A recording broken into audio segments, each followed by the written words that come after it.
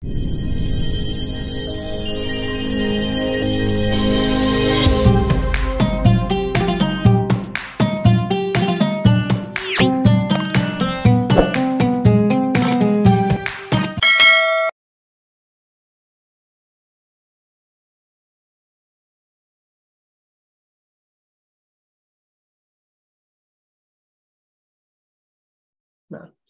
ini kita ke pertanyaan ke-7 dari Bu Kristina dari Medco. Assalamualaikum.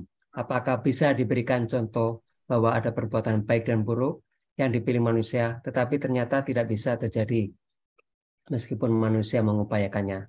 Silakan, Ustaz. Ada perbuatan baik dan buruk. Kita mau bangun pesantren, ternyata nggak diizinkan Allah, belum kan? Karena usaha kita belum sampai ke sana, belum maksimal, belum ada fasilitas, belum diberikan Allah jalan misalnya. Ya, perbuatan baik tapi belum dikabulkan Allah Taala. Ada perbuatan buruk. Wah, ini mohon maaf. Di Indonesia kadang-kadang kan sering terjadi juga itu. Kita benci sama seseorang, persaingan usaha, lalu kita datang ke dukun. Begitu dukun itu sihir, menyihir-nyihir, nggak mempan-mempan disihir gitu. Oh, nggak izin Allah, yang disihir orang soleh, ya nggak mempan lah. Nah, maka salah satu penyihir tukang orang barat ada dalam satu video saya temukan. Ya, ada penyihir orang barat, orang non-Islam, dia katakan yang paling susah disihir itu adalah orang Islam. Kenapa? Begitu dia ma'rifatkan, dia bayangkan orang Islam yang mau disihir itu hilang bayangannya, hilang, kayak ada yang mencegah katanya. Kenapa? Karena hati orang Islam itu sering terhubung ke Allah Ta'ala gitu. Begitu kita terhubung ke Allah Ta'ala, hubungan dia kepada untuk jinnya untuk menghubungkan ke kita putus. Jadi nggak mempan disihir gitu. Karena kita dijaga oleh malaikat hafazah juga kan. Jadi walaupun orang menginginkan keburukan kepada kita, ya nggak apa-apa, nggak bisa terjadi. Ya, kecuali kita menginginkan keburukan untuk diri kita dan kita kuasa. Nah, kita sekarang ini pagi-pagi gini ya, kita mau minum khamar, ya bisa. Duit kita ada, tinggal pesan pakai Gojek, datang dia. Nah, kan, itu gampang kan? Nauzubillah, tapi itu contoh saja maksudnya kan, bahwa keburukan itu untuk diri kita lebih gampang. Karena kita diberikan kuasa. Tapi kalau kaitannya dengan orang lain, itu tidak mesti, itu tadi keinginan hawa nafsu kan. Persaingan usaha, persaingan jabatan di kantor. Ya sampai sekarang begitu kan. Persaingan jabatan, ada yang menggunakan sihir macam-macam ya. Nauzubillah min dzalik. Nah, itu tidak akan bisa terjadi, tidak akan bisa terlampaui kalau Allah tidak izin. Maka tetaplah istiqomah, tetaplah bersama Allah, dan orang yang bersama Allah dia akan menjadi kuat, tak terkalahkan, karena dia bersama Allah Subhanahu wa taala yang tak terkalahkan. Kalaupun seandainya dia kalah, sesungguhnya itu adalah bagian dari untuk menguji kita. Ya. Nabi Muhammad SAW pernah terkena sihir, tapi tidak berdampak kepada kenabiannya, kata ulama. Terbayang, itu tukang sihirnya luar biasa, itu Al-Labib itu kan. Orang Yahudi yang tukang sihir, si Labib namanya. Di sihirnya Nabi SAW, sehingga Nabi terbayang. Nah, di depannya terlihat Nabi, terkasyaf gitu. Kalau Nabi mukjizat kan terbayang, tapi bayangannya itu bayangan dari pikiran, bayangan dari bantuan setan. Terbayang gitu bagi Nabi SAW bahwa dia bersama istrinya, padahal istrinya di rumah gitu. Nah itu kuatnya sihirnya itu kan. Nah, tetapi Nabi tidak terpengaruh. Nabi hanya bertanya saja, kok bisa begini? Nah, itu membuktikan sihir ada. Sebenarnya itu pelajaran saja. Nah, kok bisa begini? Lalu Nabi Muhammad SAW bertanya-tanya, lalu datang dua malaikat untuk memberitahu bahwa dia telah disihir, dan pusat sihirnya di sebuah sumur, diambillah sumur itu.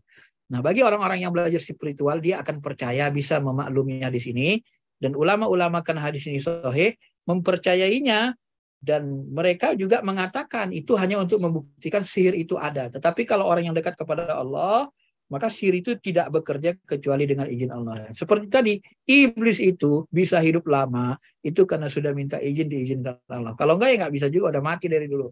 Ya kan? Karena Nabi Adam udah wafat kan, harusnya Nabi Adam wafat, iblis pun wafat kan. Tapi karena dia minta seperti itu, diizinkan Allah, dikabulkan, ya sudahlah, itu pilihan hidupnya gitu. Nah, itu contoh-contohnya Bu ya. Jadi ada saja perbuatan yang kita tidak mampu melakukannya, dibatasi Allah. Maka tadi disebut di awal, kekuatan kita itu dibatasi oleh Allah Subhanahu wa taala.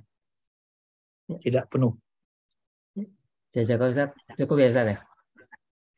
Ini sudah jam 7, ada 2 pertanyaan. Bisa Ya, Pak. dilanjutkan, Ustaz? Boleh, Pak, boleh. Ya. Yang ke-8 ini dari Pak Rustam Manji. Sebentar. Ya.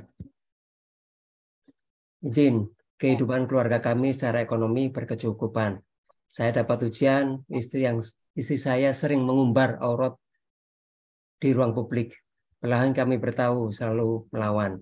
Setelah kita tegur agak keras, malah meninggalkan rumah. Mohon nasihatnya dari Bapak Rustam Manji. Ya, seperti ini pernah ini datang kepada Nabi seorang sahabat, nanya seperti ini ke Nabi. Mirip-mirip pertanyaannya, Pak. Dalam hadis itu. Lalu Nabi katakan, ceraikan aja. Aku nggak bisa ya Rasul menceraikannya. Oh, kau masih cinta? Ya, oh jangan kalau masih cinta. Nanti kau nggak sanggup, malah beban hidup makin susah gitu kan. Nah itulah saya sebut tadi. Jangan kita memasukkan diri kita ke dalam beban yang kita tidak sanggup. Nabi pun begitu Pak, menyuruh sahabat. Dia lihat kondisi rohaninya. Nah, kalau nggak sanggup ceraikan masih cinta, gawat nanti kalau diceraikan. Nah kalau gitu ya sudah pertahankan saja, nasihati sebisanya gitu. Artinya, ya kalau Bapak juga masih cinta, masih butuh anak-anak, ya bersabar saja, doakan di tahajud, suruh anak-anak mendoakannya. Kalau Bapak doanya dengan khusyuk, insya Allah nanti hatinya tersentuh. Biarin saja dulu, nggak bisa dilarang, biarin saja dulu. Cuman nanti bawa kajian sesekali Pak ya, dibawa kajian. Jadi bawa kajian, dibawa ngaji aja, nanti berubah sendiri gitu. Nggak usah kita maksa-maksa. Agama ini kan sebenarnya nggak perlu kita maksa-maksa orang buat baik. Kita saja belum selesai, belum tentu selesai deh melakukan kebaikan. Yang dianjurkan Tuhan kita itu adalah menyampaikan kebaikan, merangkul, mengajak, bukan maksa orang buat baik. Nah, sebagian orang berdakwah ini dipaksanya orang lain harus ikut dia, tidak bisa. Karena orang lain punya pilihan, karena pilihannya itulah dia diazab, diminta pertanggungjawaban. Tidak bisa kita maksa orang memilih apa pilihan kita, tidak bisa. Yang bisa kita lakukan merangkul, mengajak dia untuk memilih pilihan yang baik. Begitu saja. Maka ketika kita menemukan istri kita seperti itu, ya, ketika kita nasihati melawan apa semua, ya kalau memang tidak bisa lagi Bapak merasa terganggu, tidak harmonis sama dia, sudah nggak cinta lagi, dan kalau berpisah itu tidak ada masalah bagi Bapak dan keluarga, malah lebih bagus, tidak apa-apa dipisah, cari yang lain. Tapi kalau Bapak masih cinta, nanti cerai makin parah, anak-anak makin semberawut, ini madaratnya besar, tahankan. Mohon doa di dalam tahajud. Yang terbaik itu memang kita berubah dia. Mohon doa di tahajud, dia berdoa, suruh anak-anak juga mendoakannya biar berubah hatinya, dia lembutkan Allah, dan kemudian sesekali diajaklah dia, entah seminggu sekali diajak ngaji. Diajak ngaji, nanti dari pengajian-pengajian itu insya Allah dia dapat hidayah. Karena terus terang saya sendiri pun, dan kita akan mengalami semuanya, menasehati anak istri kita itu jauh lebih sulit daripada menasehati orang lain. Kenapa? Karena kita selalu bersama kita 24 jam. Mereka tahu seluruh yang tidak baik dari diri kita, hari-harian mereka tahu. Ya. Maka menasihati mereka itu lebih susah. Maka kita harus menunjukkan akhlak yang baik, mendidik mereka dengan cara yang baik. Jangankan kita, Pak, ini mohon maaf, ini bukan untuk menjelek-jelekkan sahabat atau maksud apa, enggak. Nabi SAW saja kadang-kadang itu mengalami kesulitan mendidik Aisyah loh. Jadi nikahi dari kecil kan, kadang-kadang kesulitan. Nabi setingkat Nabi Muhammad. Nah, jadi pernah ada riwayat Sahih dikatakan, Aisyah itu ngeyel, kelahi sama Nabi Muhammad, adu mulut. Lalu udah gini aja, kata Rasulullah, kita panggil, siapa yang menengahi? Panggil, bagaimana kalau kita panggil ayahmu Abu Bakar? Panggil Abu Bakar. Nah, sampainya dipanggil Abu Bakar, duduk ngomong. Siapa yang dulu ngomong menjelaskan dengan ayahmu, dengan Abu Bakar, kata Nabi. Ya, sama Aisyah ditawarin, Aisyah lebih dulu ngomong kepada Abu Bakar. Lalu Aisyah bilang apa? Lalu Aisyah bilang apa? Udah, Rasulullah aja, antum aja dulu ya Rasul yang ngomong dengan ayahku. Tapi antum ngomongnya harus jujur ya katanya. Wah, ngomong kayak gitu, antum harus jujur ngomongnya ya. Abu Bakar langsung marah, ditepuknya anaknya Pak. Mau ditamparnya gitu Aisyah kan? Mau ditampar sama Abu Bakar Aisyah itu. Kok dia ngomong kepada Rasul, antum harus jujur ngomongnya. Siapa lagi yang lebih jujur dari Rasul? Nah, itu kan bahasanya sudah merusak akidah kan? Nah, cuman kan Aisyah itu orang yang paling dekat sama Nabi, dia tahu semua kekurangan Nabi. Di tingkat Nabi pun, sisi kemanusiaannya ada gitu loh.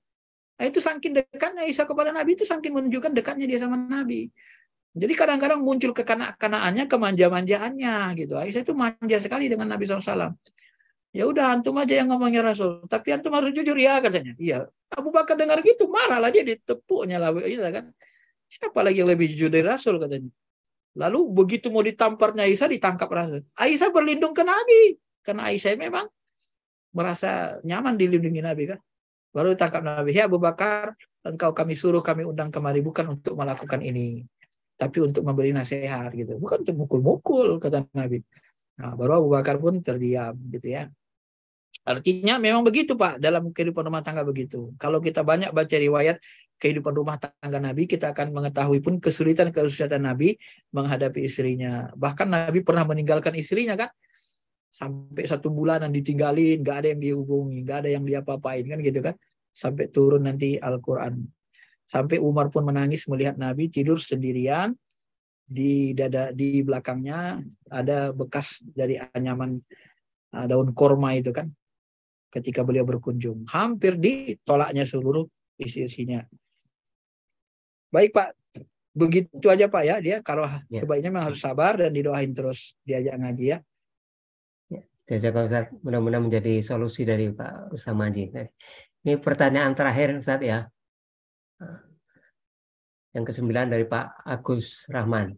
Apakah boleh mempelajari kitab mujarobat yang dimasukkan ke dalam kelompok Al-Hikmah? Silakan Ustaz. Ya, ini hati-hati Pak ya, mujarobat ini hati-hati. Hati-hatinya begini, mujarobat itu kalau dia nanti ada perbedaan pendapat ulama, kalau nanti dia berasal dari ayat-ayat Allah, niat kita untuk dunia, untuk kesembuhan gitu kan. Sebenarnya sebagian ulama membolehkan ya, karena kita menggunakan kalamullah untuk kebaikan. Untuk kebaikan. Tetapi perlu kita ketahui, tidak sedikit orang yang menyalahgunakan ayat Allah untuk tujuan yang buruk. Mempengaruhi orang lain, ini. Nah, kalau kita menggunakan ayat Allah untuk mempengaruhi orang lain, untuk keburukan, nanti dia menjadi sihir. Jadi mantra-mantra jadinya kan. Ayat Allah itu pun bisa digunakan orang untuk tujuan yang buruk. Bisa menipu-nipu orang, bisa menyesatkan orang, bisa. Ya. Maka memang untuk memahami firman Allah ini pun kita harus bersih hati, bersih niat. Kok bisa Ustadz ada orang menggunakan ayat Allah untuk kesesatan, untuk kejahatan?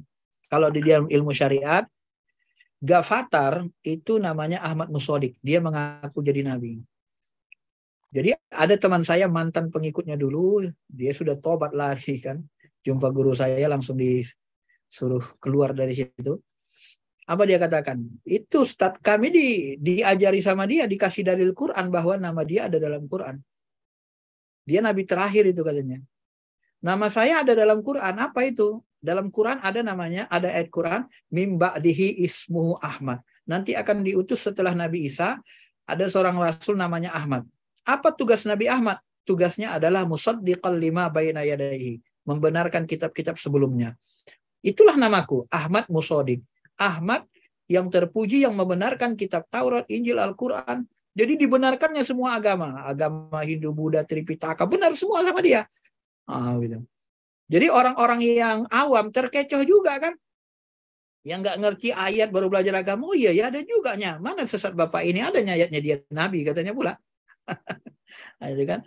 Jadi orang yang menggunakan ayat Quran itu untuk kesesatan ada gitu. Bahkan ada orang yang menggunakan ayat Quran untuk bertengkar, berkelahi. Ada, laga ayat namanya. Maka kata Nabi dalam sebuah hadis, bacalah Al-Quran itu selama kamu tidak berkelahi, tidak bertengkar. Tidak berselisih dalam memahaminya. Apabila kamu bertengkar, berselisih memahami ayat Quran, hentikan membacanya. Begitu kan? Hentikan kata Nabi, nggak usah baca lagi. Kenapa? Karena jadi alat pertengkaran kita, alat berkelahi. Nah, di antara umat Islam ini ada yang menggunakan ayat dan hadis itu berkelahi, kerjanya berkelahi, berdebat aja. 24 jam kerjanya debat aja. Maka orang yang menuntut ilmu untuk litubabihil ulama, untuk mendebat-debat para ulama, itu panar, neraka, ujungnya neraka gitu. Jadi ayat hadis itu bisa digunakan untuk yang buruk. Ya. Untuk yang buruk. bisa digunakan. Maka kita harus hati-hati. Jadi ciri-ciri pemahaman yang benar itu, dia yang tidak memecah belah umat, pemahaman agama yang benar itu cenderung mendamaikan, ya. Cenderung mendamaikan. Kalau ada yang buruk pun nanti dijelaskannya keburukannya saja, ya. Tetapi dia tidak cenderung. Jadi kalau ada harakah apapun namanya, saya tidak akan nyebut nama. Kalau ada harakah, dia kerjanya berdebat aja, dia kerjanya membuat orang berkelahi aja, itu sudah terkontaminasi tugas iblis, tugas dajjal. Kenapa begitu? Tugas iblis dalam Quran adalah al-baghdha, ya. Dalam Al-Quran disebut Allah, tugas mereka apa? Yuridukum ayyuki abainakumul adawata wal baghdha, menciptakan permusuhan dan kemurkaan, kemarahan. Jadi agama marah namanya, agama murka. Sesama umat Islam pun perang, gitu kan. Nah, itulah nanti yang kalau dalam sejarah disebut dengan Khawarij. Khawarij itu termasuk anjing-anjing neraka. Kenapa? Karena mereka menggunakan ayat Quran untuk mengkafirkan Ali, mengkafirkan Muawiyah. Pakai ayat Quran mereka, Pak. Faman lam yahkum bima anzalallahu faulaika. Maka nanti rajah ini atau tadi mujarobat itu pun begitu. Jadi kalau untuk yang baik, misalnya al-humma mimpaihi jahannam fa'abriduhu bilma, kata Nabi kan, panas demam itu berasal dari seburan api neraka, maka dinginkanlah dengan air. Nah, bacakan Fatihah, ya, bacakan Fatihah kepada anak kita dengan khusyuk, ya Allah, dengan kemuliaan-Mu, dengan ayat-ayat-Mu, sembuhkanlah anakku dari demam. Udah boleh, ya, yang begitu-gitu boleh, gitu, ringan-ringan. Tapi kalau Bapak baca ayat Quran, kenapa? Supaya mempengaruhi dia, supaya cinta sama aku, supaya ini, sebenarnya itu sudah masuk wilayah sihir. Kenapa? Karena kita memaksakan keinginan kita mempengaruhi orang dengan cara menggunakan ayat Tuhan. Itu sudah masuk bagian dari sihir, gitu ya. Nah, jadi mujarobat itu kalau untuk yang baik-baik, untuk diri kita, keluarga kita, boleh. Tapi kalau untuk mempengaruhi orang, supaya tunduk kepada keinginan kita, itu sudah masuk pintu sihir sebenarnya. Jadi sihir itu bisa menggunakan ayat Quran,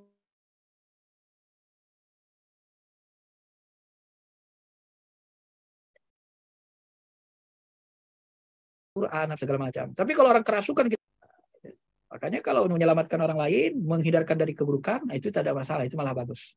Begitu Pak ya. Jadi mujarobat itu bagus sepanjang untuk yang baik, sesuai syariat, dengan ayat-ayat Allah untuk kepentingan yang baik, bukan untuk kepentingan kemauan kita mempengaruhi orang, dan lain-lain gitu ya.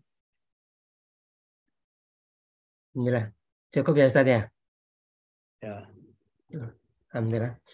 Syukur alhamdulillah kajian yang membahas tentang atas kuasa Allah, perbuatan yang dipilih hamba akan terjadi terus selesai.